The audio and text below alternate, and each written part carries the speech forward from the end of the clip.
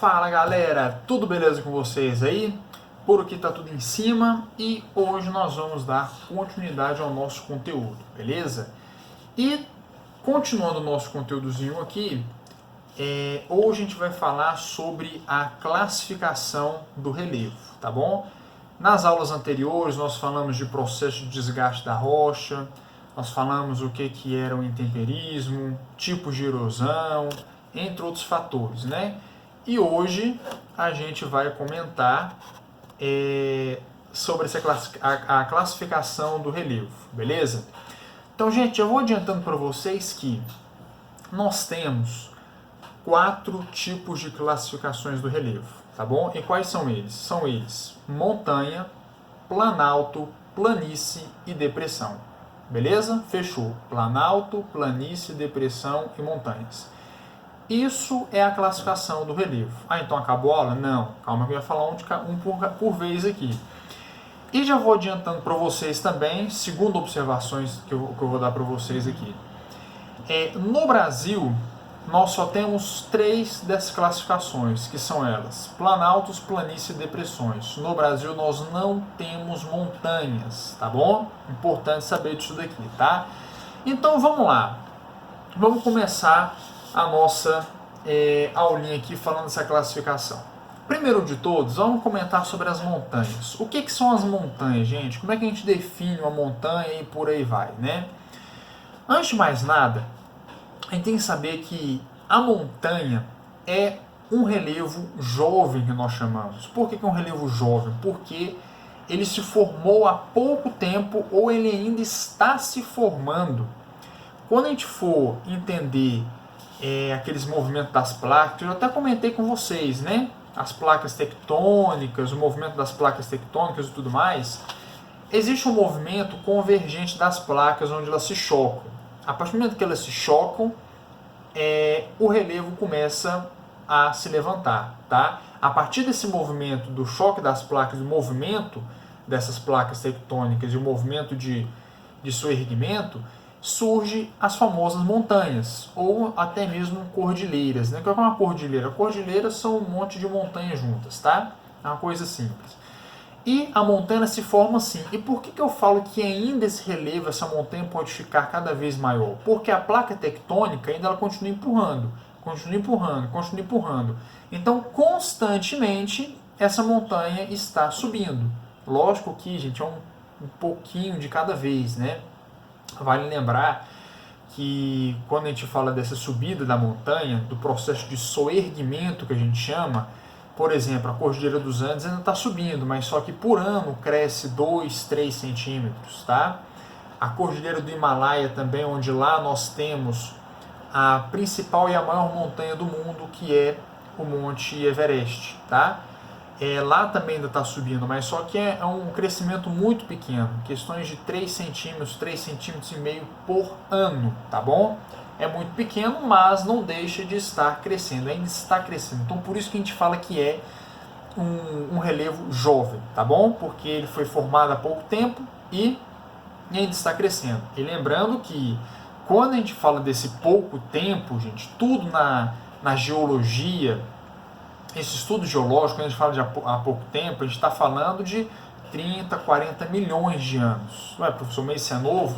Até que é, porque os outros relevos, como por exemplo Planalto, Planície, já formam há 200 milhões de anos, ou mais, tá? Então 60 milhões, 50 milhões, é que é um pouquinho novo ainda, tá bom?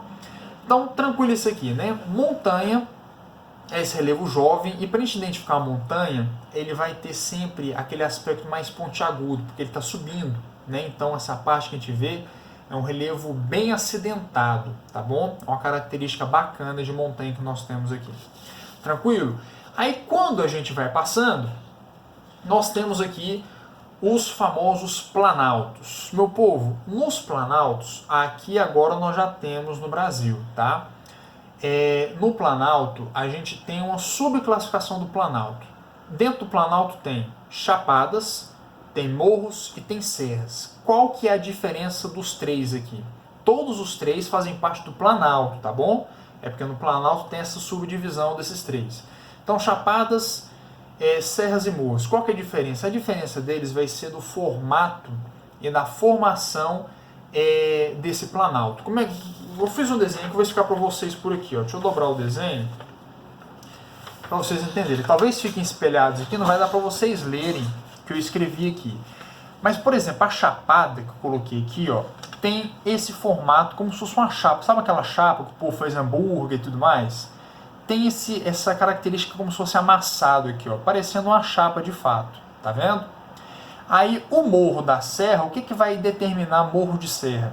A diferença do morro para a serra é que eles são mais ondulados, mas o morro, coloquei aqui, ó, tem um relevo mais arredondado, beleza? Enquanto as serras têm um relevo mais acidentado. Olha aqui, ó, o tanto que é mais acidentado esse relevo comparado com o morro. O morro é bem suave, tá vendo? A curva que o morro faz, ele é bem suave. E lembrando aqui, ó, o planalto, tá? Tem uns planaltos aqui que tem a divisão de chapadas, morros e serras, beleza? Então, o que vai acontecer aqui? A gente tem a classificação de planalto de morros, onde a gente vai ter um relevo mais arredondado, de forma suave, tá? Bem suave. A gente tem regiões aqui do próprio Planalto Central que são regiões de morro, só que não é aquele morro grande que a gente conhece, é um morro mais arredondado, de forma mais suave. Aí a gente tem um Planalto de Serras, que predomina lá na região sudeste. Quem aqui já viajou de carro para o Espírito Santo, para São Paulo, lá para o litoral de São Paulo e para o Rio de Janeiro, sabe muito bem o que eu estou falando. A região de serras. Aquilo é planalto também, mas só que são serras e por ser serras o relevo é mais acidentado, beleza? Aí não é montanha, tá? Tem gente que fala que é montanha, mas não é. Aquele lá é uma classificação de serras, tá bom? E nós temos chapadas também, que já não é tão comum assim, mas nós temos, por exemplo, a Chapada Diamantina, que fica indo para a Bahia, né? A gente tem a Chapada Diamantina, onde o relevo lá em cima, no topo da chapada, parece de fato uma chapa, parece uma mesa, aquele negócio bem retinho, beleza? Esses são os planaltos. E os planaltos, como é que eles formam, gente? Eles formam através de um processo de desgaste do solo, o desgaste da rocha. Por quê? Lembra quando a formação da montanha que eu falei para vocês? A montanha está aqui assim, ponte aguda. E nós já estudamos o processo de desgaste da rocha, né? Nas outras aulas anteriores. Se você não assistiu, volta nas aulas anteriores para você poder entender isso daqui. E aí bate chuva, bate sol, bate neve, vai batendo tudo aqui. Com isso vai fazer com que a rocha da montanha venha se desgastar. Conforme ela vai se desgastando, o que acontece? Ela vem diminuindo, certo? Então, aquela montanha que já foi montanha antigamente e hoje não cresce mais, a tendência é que a partir de agora ela venha diminuindo cada vez mais, certo? Ah, professor, não está querendo dizer que no Brasil nós já tivemos montanhas? Alguns estudos de milhões e milhões de anos atrás mostram que algumas regiões eram regiões bem mais acidentadas do que no dia de hoje. E essas regiões foram sofrendo esse processo de desgaste e então foi abaixando o relevo, formando essa região de planalto. Beleza? Essa que é a ideia aqui. Além do planalto, nós temos também as planícies. Como que funcionam as planícies? As planícies também são regiões planas, assim como os planaltos, mas olha uma diquinha simples para vocês aqui. Gente, os planaltos são regiões planas em regiões mais altas. As planícies também são planas, mas predominam em regiões mais baixas. Como, por exemplo, nós temos as planícies costeiras, que estão ali nas regiões litorâneas. Então a gente pega toda a região litorânea no Brasil, são regiões de planícies, planícies costeiras. Quem que formou aquele tipo de planície ali? A água do mar, o movimento da onda, né? Eu já comentei com vocês nas outras aulas, bem rapidinho, sobre essa questão da água mole em pedra dura, tanto bate até que fura, né? Esse é um processo de desgaste que nós temos, beleza? Então, de tanto a água vir, bater, volta, bate de novo, aquela rocha vai desgastando, vai formando areia, forma a praia e com isso forma a região da planície, beleza? Então, isso daí, a planície, ela é formada através do processo de desgaste e sedimentação, tá? Porque tem que ter essa sedimentação. O que é a sedimentação? É a deposição dos sedimentos em uma determinada região. Por exemplo, a areia são sedimentos que foram depositados devido ao desgaste que teve há milhões de anos atrás, tá bom? E é muito comum, gente, onde a gente tem água, ter região de planície, como por exemplo a região costeira, a água do mar. Outra planície que é conhecida é chamada de planície lacustre. Olha o nome, planície lacustre. É responsável pelas águas de lagos e lagoas. Então, onde tem lago, a água está atuando também, mesmo que é uma água parada, né, não é água corrente como de um rio, mas o peso da água, isso tudo é levado em consideração. Então, essa água, ela ajuda a esse relevo ser desgastado e depositando nessas regiões. Então, vocês podem observar que onde tem lagos, lagoas, riachos, são regiões mais baixas. E ali é uma planície, chamada planície lacustre, tá? E um outro tipo de planície que nós temos são as planícies fluviais, que são formadas através dos rios. Então, onde nós temos rios, também a água está passando, está desgastando e está sedimentando. Tem sedimentos, devido ao desgaste, os sedimentos correm ali pelo rio e vai formando essa planície. Tanto é que vocês podem observar, vocês vão chegando próximo de um rio, o relevo faz o quê? Desce, aqui passa o rio e do outro lado começa a subir de novo, certo? Por que faz esse movimento? Porque o rio ali está desgastando aquele relevo, tranquilo? Então, planície costeira, na região litorânea, planície lacustre formada pelos lagos e lagoas e planície fluvial formada pelos rios, tranquilo? Então, uma região plana em locais mais baixos. E para a gente poder fechar, nós temos também as depressões. O que são depressões? O grande conceito de depressão é o quê? É um relevo mais baixo do que todo o relevo ao redor. Então, por exemplo, fiz um outro desenho para vocês entenderem aqui. Vou dobrar de novo aqui, para pegar só essa parte do desenho aqui agora. Então, vamos lá. Ó, não sei se vai dar para ver bem aqui. Aqui nós temos o relevo, tá? Ele sobe, ele sobe de novo, depois ele desce de novo e tudo mais. Então, por exemplo, olha para esse círculo vermelho que eu fiz bem aqui, ó. Vocês estão vendo que bem aqui, esse relevo aqui de baixo, ele é mais baixo, ele é menor do que o relevo ao seu redor. Olha o relevo ao redor dele aqui e aqui. Aqui é mais alto e aqui é mais alto do que aqui. Então isso daqui é uma depressão. Todas as vezes que falar de depressão, o relevo vai ser mais alto do que o relevo ao seu redor. Beleza? Essa que é a ideia. Então, se teve uma queda no relevo e esse relevo está mais baixo do que o relevo ao seu redor, nesse caso a gente vai ter uma depressão.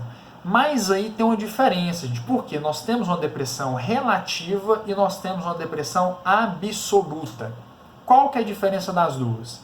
Um negócio muito simples, vou mostrar pelo desenho também, vou fazer uma explicaçãozinha aqui antes. A depressão absoluta ela está abaixo do nível do mar, ou seja, nós temos uma altitude negativa. Por que negativa? Todas as vezes que nós falamos a nível do mar, nós estamos falando a 0 metro. Falou-se a nível do mar, 0 metro. Tá? Cidades litorâneas está a 0 metro de altitude. Rio de Janeiro, Santos, Recife, né? Vitória, lá no Espírito Santo, tudo isso está a 0 metro de altitude, ou seja, está a nível do mar, beleza? E aí, nós podemos ter, aqui no Brasil nós não temos isso, tá? Só em outros lugares, mas só que ocorre de ter uma depressão absoluta. O que é essa depressão absoluta? Eu até coloquei aqui, ó. É uma região, olha aqui, ó, fiz um marzinho, ó, aqui está a água do mar, aí o relevo dá uma subidinha bem aqui. Aí aqui embaixo formou uma depressão absoluta.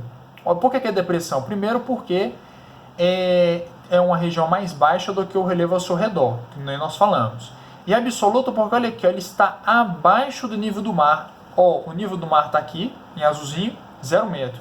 E aqui está abaixo do nível do mar.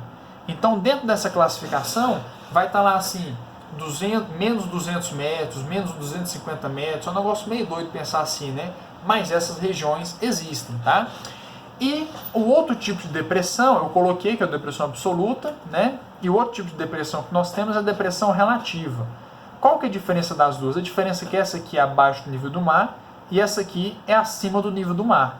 Mas é uma depressão também, certo? É uma coisa simples assim. Então, falou depressão relativa, aqui no Brasil nós temos depressões relativas, tá?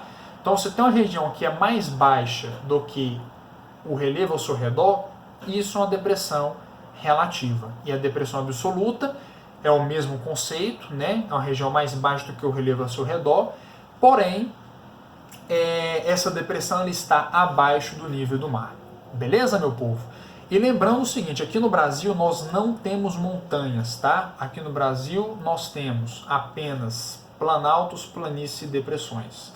Beleza? Vamos fechando por aqui. Qualquer dúvida vocês podem me perguntar lá no grupo que eu estarei respondendo vocês, tá bom? Meu povo, um forte abraço, fica com Deus.